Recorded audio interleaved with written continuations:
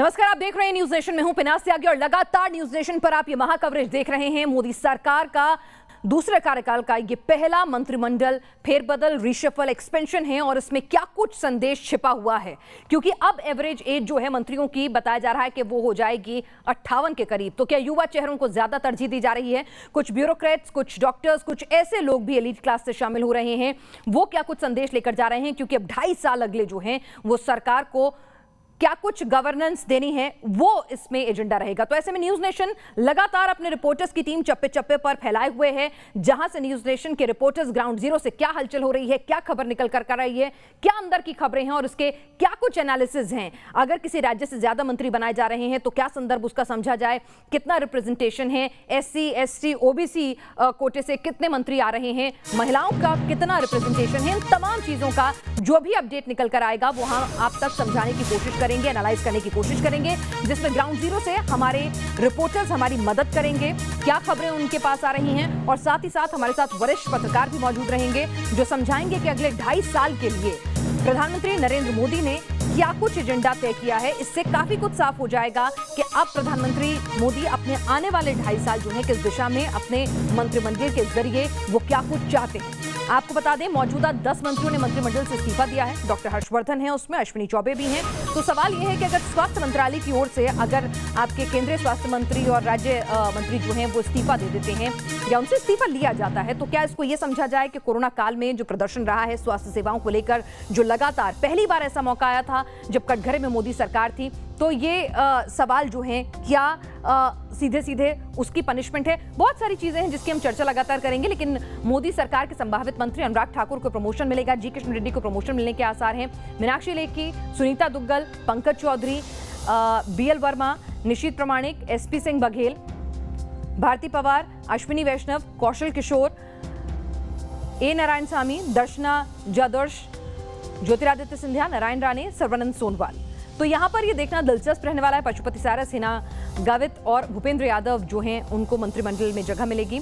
शोभा करांजले, अजय मिश्रा, कपिल पाटिल, भागवत करात, ये तमाम लोग जो हैं उनके नाम चल रहे हैं। अब यहां देखना होगा प्रधानमंत्री मोदी ने क्या किया है, ये समझने की कोशिश कीजिए। अगर आप इन तमाम नामों को देखेंगे तो आपको पता चलेगा कि वो नाम जो संगठन में बड़े स्तर पर काम करते थे, जिन्होंने बीजेपी की जीत में एक अहम भूमिका दिलाई है, उनको तरजीह दी गई है। फिर अपने सहयोगी दलों का रिप्रेजेंटेशन है, फिर उन लोगों का जिन्होंने त्याग किया कुर्सी का और उसके बाद आपके साथ शामिल हुए, उन लोगों को खुश करने की कोशिश है, और साथ ही साथ जिन्होंने अच्छा काम किया उनको प्रमोशन देने की कोशिश है। तो एक इस रीशफल और एक्सपेंशन से प्रधानमंत्री नरेंद्र मोदी जो हैं वो अपने 5-6 टारगेट जो हैं उनको सेट कर रहे हैं। ज्योतिरादित्य सिंधिया, नारायण राणे, ये नाम इसी ओर इशारा करते हैं।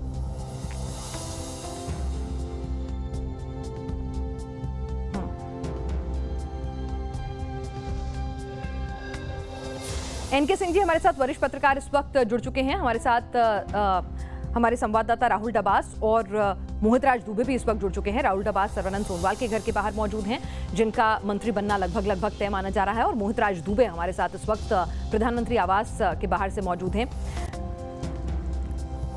लेकिन इस बीच आपको बता दें कि किन मंत्रियों का पत्ता कटा है और क्यों कटा है, इस पर भी चर्चा करेंगे अपने रिपोर्टर से। आखिर क्या वजह रही है, परफॉर्मेंस इशू रहा या फिर उनको शिफ्ट करके संगठन में शिफ्ट किया जा रहा है, ये भी हम समझेंगे। और क्या कुछ संभावित जो नाम हैं वो क्या कुछ कह रहे हैं अपने भविष्य की राजनीति को लेकर। उन्हीं में से एक नाम है कौशल किशोर, क्या कुछ उनका कहना है, आइए हमारे संवाददाता ने उनसे जब खास बातचीत की तो क्या उन्होंने बताया, सुनते हैं। मोदी मंत्रिमंडल में सदस्य मंत्री के तौर पर कौशल किशोर भी होंगे हमारे साथ सीधा बात करने के लिए। सर, सबसे पहले तो बहुत बहुत मुबारकबाद आपको। धन्यवाद, थैंक यू। सर, किस तरीके से देखते हैं परिवर्तन को, क्योंकि उत्तर प्रदेश में चुनाव होना है और दलित अस्मिता की बात मायावती भी करती हुई नजर आती है और तमाम विपक्षी दल भी। ऐसे में ये मैसेज कितना बड़ा मैसेज है, आपके नाम का चयन उत्तर प्रदेश से? देखिए, अगर हम कुछ इश्यूज़ पे बात करें तो भारतीय जनता पार्टी की जो सरकार है, चाहे केंद्र में माननीय मोदी जी की सरकार हो, चाहे उत्तर प्रदेश में माननीय योगी जी की सरकार हो, इन लोगों ने उन लोगों के पूरे मिशन को पूरा करने का काम किया है जो मनीषी थे, जैसे डॉक्टर अंबेडकर जी थे, उनका था शोषणविहीन जातविहीन समाज की स्थापना। ये भारतीय जनता पार्टी की सरकार उनको पूरा कर रही है, बिजली देकर, आवास देकर, गैस सिलेंडर चूल्हा देकर, ये सारी सुविधाएं और मुफ्त में इलाज देकर, किसानों को किसान निधि सम्मान देकर उनके चेहरे पे मुस्कान लाने का काम कर रही है। तो ये इससे जो है लोहिया जी का भी मिशन पूरा होता है और पंडित दीनदयाल उपाध्याय जी का जो मिशन है अंत्योदय, वो भी पूरा होता है। तो जो काम कर रहे हैं वो पूरे लिए जनता के हित का काम भारतीय जनता पार्टी की सरकार उत्तर प्रदेश में योगी जी की और केंद्र में मोदी जी की कर रही है। इसलिए निश्चित तरीके से जनता की जो भावनाएं हैं वो पूरी तरीके से बीजेपी के साथ जुड़ी हैं और तेज़ी से उसमें अब जुड़ाव और ज़्यादा बढ़ेगा।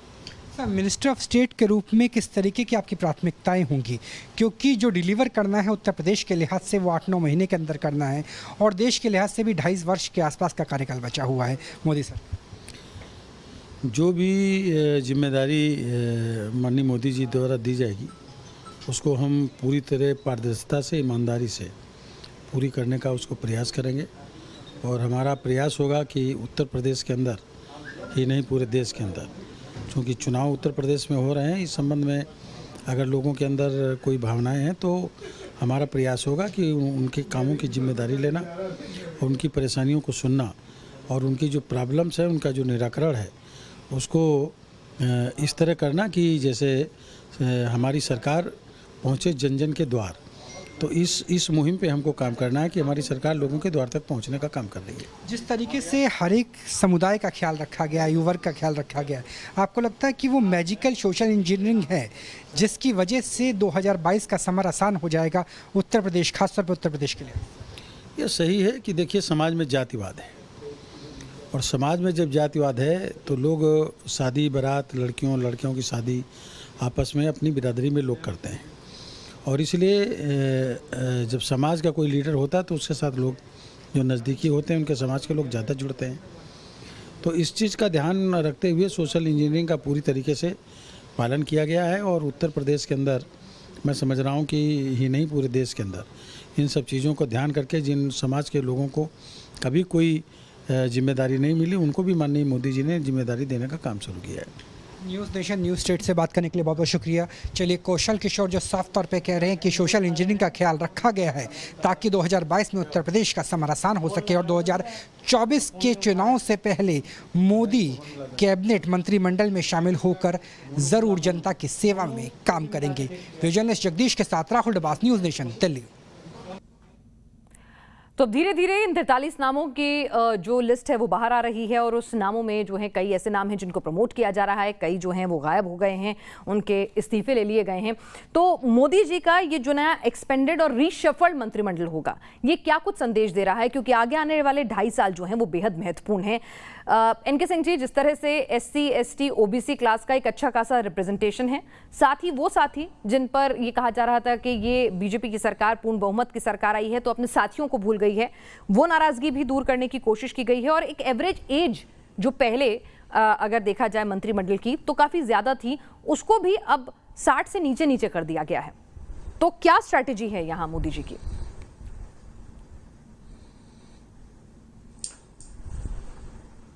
जी देखिए, बहुत सिंपल है कि भारत में एक सच्चाई है कि कास्ट आइडेंटिटीज हैं और वो म्यूचुअली फ्यूडिंग एक दूसरे से लड़ती हैं, एक दूसरे से स्पर्धा करती हैं।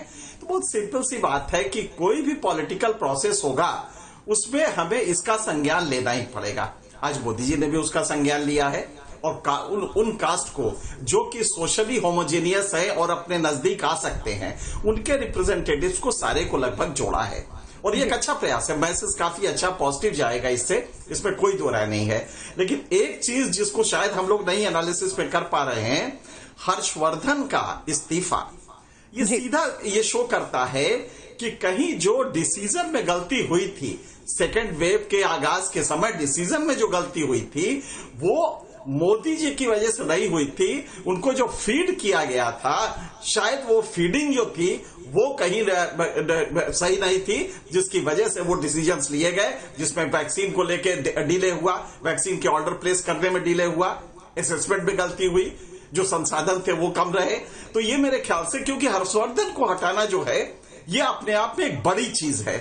स्वास्थ्य मंत्री और केंद्रीय स्वास्थ्य मंत्री और राज्य स्वास्थ्य मंत्री दोनों चले जाना, मतलब हर्षवर्धन एक जी, दोनों चले गए हैं। ये देखिए, तो सीधे सीधे कहीं ना कहीं परफॉर्मेंस पे उन्होंने इस्तीफा तो लिया है। बिल्कुल सही आपने कहा, क्योंकि बिल्कुल सही, बिल्कुल बिल्कुल। लेकिन एनके सिंह जी, जो एक ये चीज समझते है रहे कि नहीं, ये मोदी जी की अपनी गलती है क्योंकि एकल नेतृत्व है भारत में जी। लेकिन एनके सिंह जी, एक चीज जो मैं समझना चाह रही हूँ राजनीति के लिहाज से, ठीक है, मोदी जी ने पनिशमेंट दे दी कि भाई आपने गलती की असेसमेंट में, आपने गलती की प्लानिंग में, और उसका नतीजा है कि आप इस्तीफा दीजिए। लेकिन क्या ऐसा नहीं मैसेज जाएगा कि कहीं ना कहीं पेंडेमिक में, जिसे बाद में प्रोजेक्ट किया जा रहा था कि ठीक है, मोदी सरकार ने कहा कि भाई इतनी बड़ी वेव थी जिस पर कोई भी सरकार होती, कोई भी देश होता, जब अमेरिका जैसा देश चरमरा सकता है तो हमारी क्या बिसात है। तो वो जो प्रोजेक्शन था शुरुआत के दौर में, यानी कि अब कहीं ना कहीं इसको ऐसे नहीं समझा जाएगा कि मोदी गवर्नमेंट ने अपना फेलियर एक्सेप्ट कर लिया है।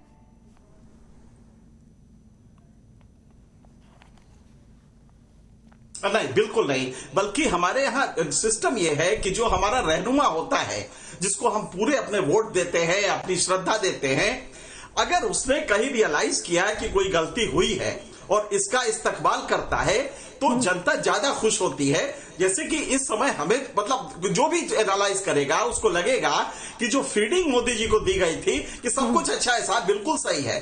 फरवरी तक जो फीडिंग दी गई थी कि बिल्कुल अच्छा, और खास करके जो सूत्र फार्मूला था जिसके तहत मैथमेटिकल मॉडल में कहा गया कि साहब यहाँ 70% में हर्ड इम्यूनिटी आ चुकी है, लिहाजा भारत में कोई संकट नहीं हो रहा है, फरवरी तक बिल्कुल खत्म हो जाएगा। मेरे ख्याल से वो फीडिंग मिनिस्ट्री की थी, और मिनिस्ट्री की उस फीडिंग में मोदी जी ने जो डिसीजंस लिए वो सही नहीं हो पाए, और उस समय काल विशेष, खंड विशेष में गलत हो गए, जिसकी वजह से कुछ दिक्कतें आई।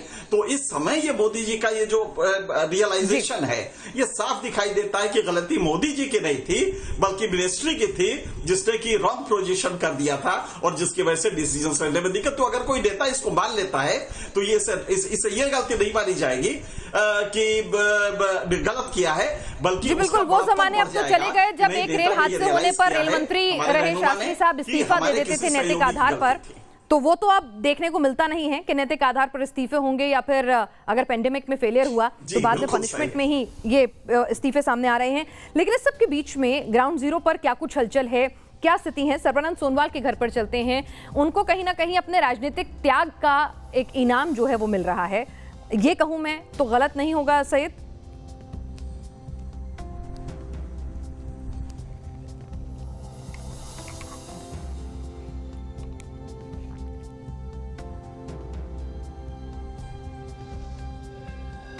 लगता है सईद आमिर से बात नहीं हो पा रही है, लेकिन आपको बता दें मोदी जी की सियासत में यहाँ पर इस मंत्रिमंडल के इस फेरबदल में और इस एक्सपेंशन में एक चीज साफ नजर आ रही है कि उन्होंने जो कहा जा रहा था कि जो सेकंड टेन्योर है बीजेपी का, जिसमें और ज्यादा ताकत से पार्टी आई है, तो अपने सहयोगियों को भूल गई है। तो ऐसा नहीं है कि अपने सहयोगियों को भी पूरी तरजीह दी गई है। जिस तरह का रिप्रेजेंटेशन जेडीयू की तरफ से तमाम सहयोगी दलों की तरफ से आ रहा है, अनुप्रिया पटेल को भी यहाँ पर मंत्री पद दिया जा रहा है। तो एक तो सहयोगियों को साधने की कोशिश है कि नहीं, ये पार्टी अहम में नहीं है, अपने सहयोगियों को भूली नहीं है। साथ ही साथ जिन राज्यों में चुनाव है वहां पर संगठन में जिनकी जरूरत थी उनको वहां पर भेजा गया है। साथ ही साथ यहां पर वो लोग जो सियासी त्याग कर आए थे, जिसमें सर्बानंद सोनोवाल भी हैं, जिसमें ज्योतिरादित्य सिंधिया भी हैं, तो उनको भी यहां पर मंत्रिमंडल में जगह दी जा रही है। इस पर चर्चा करेंगे, लेकिन इस बीच न्यूज नेशन के पास वो लिस्ट आ गई है जिस लिस्ट के अंदर तमाम वो नाम हैं, 43 नाम। न्यूज एजेंसी ANI की तरफ से ये लिस्ट जो है सामने आ गई है, वो नाम हम आपके लिए पढ़ देते हैं। इसमें नारायण तम राणे, इसके अलावा जो लिस्ट में नाम है वो मैं एक एक करके पढ़ती हूँ। ज्योतिरादित्य सिंधिया, वीरेंद्र कुमार, सर्बानंद सोनोवाल, इसके साथ रामचंद्र प्रसाद सिंह, अश्विनी वैष्णव, पशुपति कुमार पारस, श्री किरण रिजिजू, श्री राजकुमार सिंह, श्री हरदीप सिंह पुरी, इनका प्रमोशन तय माना जा रहा है, किरण रिजिजू, हरदीप सिंह पुरी साहब का। श्री मनसुख मांडविया, मोदी जी के करीबी माने जाते हैं। श्री भूपेंद्र यादव, बिहार में जिस तरह की जीत मिली, गुजरात के प्रभारी रहे, तो कहीं ना कहीं संगठन में जो बेहतरीन काम किया उसका इनाम एक प्रमोशन के तौर पर देखा जा रहा है। श्री पुरुषोत्तम रूपाला, श्री जे कृष्ण रेड्डी, श्री अनुराग सिंह ठाकुर, इनको भी प्रमोशन मिलना तय बताया जा रहा है। श्री पंकज चौधरी, अनुप्रिया पटेल, डॉक्टर सत्यपाल सिंह बघेल, श्री राजीव चंद्रशेखर, सुश्री शोभा करांजे, श्री भानु प्रताप सिंह वर्मा, श्रीमती दर्शन विक्रम जरदोश गुजरात से हैं। इसके अलावा मीनाक्षी लेखी, अनुपमा देवी, A नारायण स्वामी, कौशल किशोर, श्री अजय भट्ट, उत्तराखंड में जिस तरह से वहाँ के प्रदेश अध्यक्ष भी रहे हैं, और Shri BL Verma, Shri Ajay Kumar, Shri Chauhan Devnish, Shri Bhagwant Khuba, Shri Kapil Moreshwar Patil, Sushri Pratima Bhoumik, doctor Subhash Sarkar, doctor Bhagwat Kishanrao Karad, doctor Rajkumar Ranjan Singh, doctor Bharati Pravin Pawar, Shri Bishweswar Tudu, Shri Shantaram Thakur, doctor Manjupatra, Shri John Barla, doctor L Murugan और श्री नीतीश परमनिक यहाँ पर इनमें शामिल हैं। तो ये तमाम नाम हैं उन 43 लोगों के जो आज पद और गोपनीयता की शपथ लेंगे। किसको क्या विभाग मिलता है वो हम आपको लगातार अपडेट देंगे, लेकिन यहाँ पर इस पूरी लिस्ट से एक चीज साफ हो रही है। इस लिस्ट को अगर आप देखेंगे तो हर स्टेट का रिप्रेजेंटेशन है। हैदराबाद में अगर जिस तरह से म्युनिसिपल इलेक्शंस में जो अच्छा परफॉर्मेंस किया, जिस तरह से जो भी वहां पर पकड़ बनाने की कोशिश की जा रही है, तो तमाम चीजें जो हैं वहां पर एक रिप्रेजेंटेशन देकर कहीं ना कहीं स्टेट वाइज रिप्रेजेंटेशन दिया है, कास्ट वाइज रिप्रेजेंटेशन दिया है। जिन्होंने अच्छा काम किया उनका प्रमोशन किया है, जिन्होंने संगठन में रहकर जिम्मेदारी निभाई, परफॉर्म किया, उनको भी अब मंत्रिमंडल का सुख भोगने का न्योता दिया है। तो यहां पर एक तरह से संगठन साथियों को साधने की कोशिश है, गलतियों को दुरुस्त करने की कोशिश है और अच्छे काम की प्रमोशन की कोशिश है। हमारे साथ सईद आमिर हुसैन इस वक्त जुड़ चुके हैं। सईद, आप सर्बानंद सोनोवाल के घर के बाहर मौजूद हैं। सियासी त्याग का इनाम उनको मिलने जा रहा है, क्या कुछ अपडेट आपके पास है?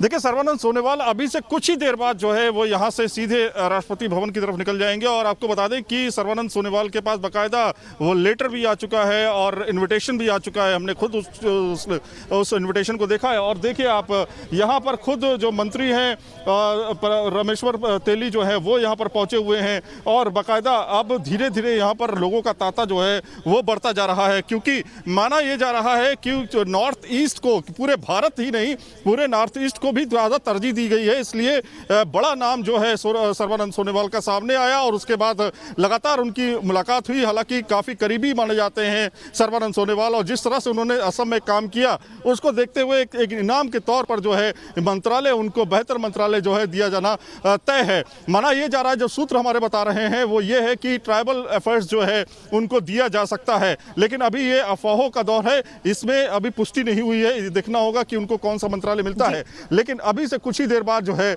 वो तैयार हो रहे हैं। धीरे धीरे यहाँ से काफिला उनका निकलेगा राष्ट्रपति भवन के लिए और वहां पर जाकर के वो ओथ सेरेमनी में हिस्सा लेंगे। जी बिल्कुल, यहाँ पर जिस तरह से उन्होंने गुजरात में जिन लोगों पर भरोसा किया वो नाम सामने दिख रहे हैं। उत्तर प्रदेश में उन्होंने जातिगत समीकरणों को भी साधने की कोशिश की, उत्तराखंड से भी तरजीह देने की कोशिश की।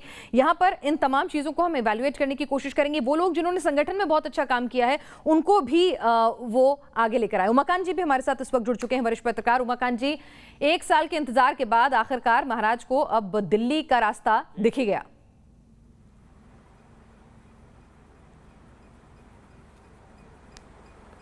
हेलो, उमाकांत जी, आप सवाल को, प्रश्न को दोबारा करेंगे? जी, मैं कह रही हूं कि 1 साल का लंबा इंतजार रहा, सरकार बनवाने में पूरा सहयोग रहा मध्य प्रदेश की, तो उसका इनाम आखिरकार महाराज को मिल ही गया। क्या लगता है आपको, क्या कद रहेगा, क्या मंत्रालय हो सकता है अगर मैं आपसे कहूं? आप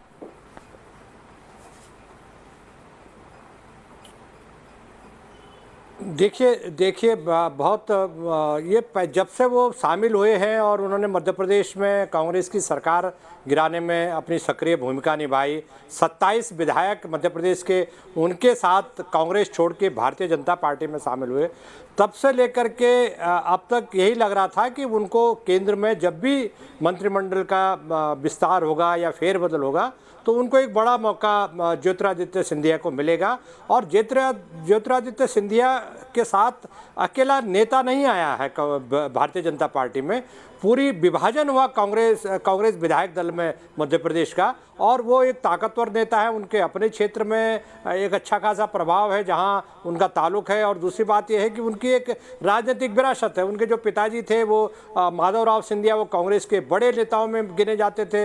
1971 में वो पहली बार उनके पिताजी सांसद चुने गए थे बड़ी युवा अवस्था में। और उनकी 2001 में इनके पिताजी की डेथ के बाद, निधन के बाद उसके बाद ये सक्रिय राजनीति में आए। तब से लेकर के ये राहुल गांधी के जो पर्सनल दोस्त हैं उसमें ये शामिल थे, और कुछ भी कांग्रेस पार्टी में होता था तो इनकी उसमें बड़ी भूमिका होती थी। तो किसी ने सोचा भी नहीं था कि ऐसा हो जाएगा कि ये छोड़कर चले जाएंगे। तो ये बड़ा प्राइज स्केच जिसको कहते हैं, प्राइज स्केच जो है ये हाथ लगा ज्योतिरादित्य सिंधिया के रूप में बीजेपी के पास, और उनको ये न केवल मंत्रिमंडल में लिया जा रहा है, उनको कैबिनेट तो मिलेगा ही, उनको भारी भरकम अहम मंत्रालय मिलेगा, क्योंकि मुझे लग रहा है कि अब ज्योतिरादित्य सिंधिया ये तय कर चुके हैं कि उनके वापस कांग्रेस में जाने की कोई संभावना नहीं है। तो वो पूरी तरह इस समय भारतीय जनता पार्टी की जो नई पीढ़ी है, मतलब जो मोदी जी के बाद जो नई जनरेशन आएगी, उसके कद्दावर नेताओं की जो लिस्ट है उसमें वो शुमार किए जाएंगे। तो उनको लग रहा है कि भारतीय जनता पार्टी में उनका भविष्य बहुत उज्जवल है, बहुत बेहतर है, इसलिए वो भविष्य के नेता के रूप में कांग्रेस भारतीय जनता पार्टी में तैयार किए जा रहे हैं। वो मैथमेटिक वित्त राज्य मंत्री थे मनमोहन सिंह जी की सरकार में, और मुझे याद है कि वो मैं उनको लोकसभा में बोलते हुए सुनता था, वो अच्छे जवाब देते थे अपने मंत्रालय के। बीजेपी और के वो कांग्रेस के तो वो चेहरे थे, लेकिन बीजेपी के चेहरे कैसे बनेंगे, बीजेपी उनको क्या तरजीह देगी, उमाकांत जी, ये देखना दिलचस्प रहेगा। उनको क्या मंत्रालय मिलता है, क्या कद उनका रहता है। इस बीच विकास चंद्रा जी भी मेरे साथ इस वक्त जुड़ चुके हैं, हमारे वरिष्ठ सहयोगी हैं और बीजेपी को करीब से समझते हैं, जानते हैं।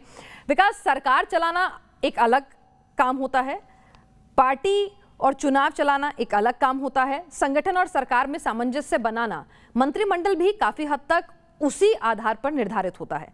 तो अगर मैं कहूं कि जो 43 नामों की लिस्ट आपने हमसे साझा की है, इसमें जो रिप्रेजेंटेशन दिख रहा है, आने वाले 2024 को लेकर क्या कुछ बातों का खास तौर से ध्यान रखा गया, अगर आप उसका एनालिसिस करें तो? ये देखिए, बिल्कुल सही कहा आपने कि सरकार अलग है और पार्टी और संगठन अलग है। आप देखिए, जब चाय पे प्रधानमंत्री मोदी ने उन लोगों को आमंत्रित किया था जो लोग मंत्रिमंडल में शामिल किए जाएंगे, तो सिर्फ वहाँ अकेले प्रधानमंत्री मौजूद नहीं थे।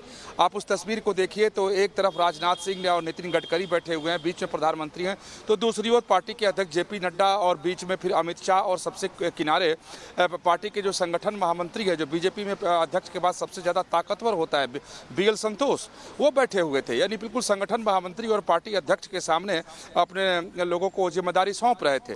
दूसरी बात है कि आप देखें कि जब अटकलें चल रही थी कि मंत्रिमंडल का विस्तार होगा और प्रधानमंत्री मोदी का मंत्रिमंडल कैसा होगा, किन लोगों को वो शामिल करेंगे, तो उसमें तमाम 2-3 महत्वपूर्ण बातें निकल के आई थी कि क्षेत्रीय संतुलन, जातिगत संतुलन, जिन राज्यों में विधानसभा चुनाव होने हैं उनको विशेष तरजीह, और दूसरी सबसे बड़ी बात जो कोरोना काल में सरकार के खिलाफ जो एक असंतोष सामने आया, जो गुस्सा सामने आया, उस असंतोष और गुस्से को भी खत्म करने की कोशिश की जा रही है। आप देखें जो इस्तीफे हुए हैं, एक के बाद एक बड़े बड़े मंत्रियों के इस्तीफे हुए हैं। अगर मेरा तो मानना यह है कि अगर ये कोरोना की दूसरी लहर न आई होती, सरकार के खिलाफ इतना असंतोष और गुस्सा लोगों का नहीं भड़का होता, तो शायद इतने बड़े पैमाने पर पूरे घर के बदल डालूंगा के स्टाइल में नरेंद्र मोदी अपने मंत्रिमंडल को नहीं बदलते, सिर्फ विस्तार करते, बदलते नहीं। यहाँ इस्तीफे भी हो रहे हैं, प्रमोशन भी हो रहे हैं, लोगों के भार भी कम किए जा रहे हैं, नए चेहरे भी लिए जा रहे हैं। उन नए चेहरों में युवाओं को तरजीह दी जा रही है, टेक्नोक्रेट भी हैं, ब्यूरोक्रेट भी हैं, वकील भी हैं, पार्टी के सधे हुए कार्यकर्ता जो संगठन में भी काम कर चुके, इन तमाम लोगों को लिया गया है। यानी एक तरीके से अपने इस दूसरे कार्यकाल में पहले मंत्रिमंडल विस्तार में, इसको विस्तार कहना ठीक नहीं होगा क्योंकि सिर्फ विस्तार नहीं किया जा रहा है, पूरे बदल डालने की जो कोशिश मोदी जी ने की है, तो इसमें संतुलन ही स्थापित करने की कोशिश की है। बिल्कुल, जैसे कि हमने कहा कि सरकार, पार्टी, संगठन और जो साथी हैं उनमें संतुलन कायम करने की कोशिश की है और जातिगत समीकरण को भी साधने की कोशिश की है। उस सवाल को भी मैं आपके पास लेकर आऊंगी। राहुल डबास भी हमारे साथ इस वक्त जुड़ चुके हैं। राहुल, जैसे कि विकास चंद्रा ने कहा कि कहीं ना कहीं जो कोरोना काल में किरकिरी हुई थी, क्योंकि आप हेल्थ बीट भी हमारे लिए कवर करते हैं, तो जिस तरह से कोरोना काल में किरकिरी हुई थी उसकी सजा उन्होंने स्वास्थ्य मंत्रालय को दे दी है। दोनों मंत्रियों के इस्तीफे आ गए हैं। बिल्कुल, 2 बड़े मंत्रालयों के इस्तीफे आए हैं। अगर स्वास्थ्य मंत्रालय के लिहाज से देखें तो MOS और कैबिनेट यानी हर्षवर्धन, उनका इस्तीफा हो चुका है। एजुकेशन के लिहाज से देखें तो रमेश पोखरियाल निशंक और उनके भी MOS, दोनों MOS और कैबिनेट का इस्तीफा हो चुका है। यानी 2 अहम मंत्रालय हैं जहां से इस्तीफे आए हैं। स्वास्थ्य के लिहाज से देखें तो ये एक तरीके से पनिशमेंट है। पनिशमेंट इस लिहाज से क्योंकि इंसाकॉब ने फरवरी के महीने में ही, हमारे सूत्र कन्फर्म बता रहे थे कि इस बात की पुष्टि कर दी थी कि डेल्टा वेरिएंट फैल रहा है, तेजी से बहुत जल्दी ग्राफ बढ़ सकता है। 5 लाख आईसीयू की जरूरत हो सकती है, लेकिन उस वक्त ध्यान नहीं दिया गया और उस वक्त हम वैक्सीन मैत्री चला रहे थे और इसका इंपैक्ट कम से कम पॉलिटिकल डेंट के रूप में विपक्षी दलों ने दिखाने की कोशिश की कि मोदी सरकार का फेलियर है। इसी वजह से बड़े परिवर्तन किया गया। अगर दूसरे बड़े परिवर्तन यानी शिक्षा मंत्रालय के लिहाज से, एचआरडी के लिहाज से करें तो वो भी एक बड़ा परिवर्तन था, क्योंकि कैबिनेट और एमओएस दोनों को हटाया गया। हालांकि उसमें स्वास्थ्य कारण बताया जा रहा है, क्योंकि रमेश पोखरियाल निशंक को कोविड हो गया था, पोस्ट कोविड के लिए एडमिट थे, और ये भी संभावना है कि उत्तराखंड में जब विधानसभा चुनाव 2022 का होगा तब भी उन्हें संगठन के रोल में एक अहम किरदार दिया जा सकता है। लेकिन एक बड़ा परिवर्तन जरूर उन राज्यों में देखने को मिल रहा है जिन राज्यों में चुनाव होने वाले, उसमें भी उत्तर प्रदेश और उत्तराखंड। बिल्कुल, यहाँ पर देखना होगा कि जैसे कि राहुल भी कह रहे हैं कि एक जो डेंट जो लगा था इमेज को, उसको दूर करने की पूरी कोशिश की जा रही है, एक पनिशमेंट देकर, एक मैसेज स्ट्रांग देकर, संगठन साथियों में सामंजस्य बिठाने की और जातियों को भी साधने की कोशिश यहाँ के इस मंत्रिमंडल में है। और साथ ही साथ कुछ ऐसे लोगों के नाम भी हैं जो ब्यूरोक्रेट हैं, टेक्नोक्रेट हैं, यानी कि वो क्वालिफाइड एक्सपर्ट्स जिनके ऊपर कुछ अहम जिम्मेदारियां सौंपी जा सकती हैं। लगातार मोदी जी की ये जो रीशफल और एक्सपेंशन की कवायद है, इसको समझने की और आपको समझाने की कोशिश करेंगे अपने ग्राउंड जीरो से रिपोर्टर्स के साथ जो चप्पे चप्पे पर फैले हुए हैं। साथ ही वरिष्ठ पत्रकार भी हमारे साथ जुड़े रहेंगे। छोटे से ब्रेक के लिए रुक रहे हैं, जल्द लौटेंगे।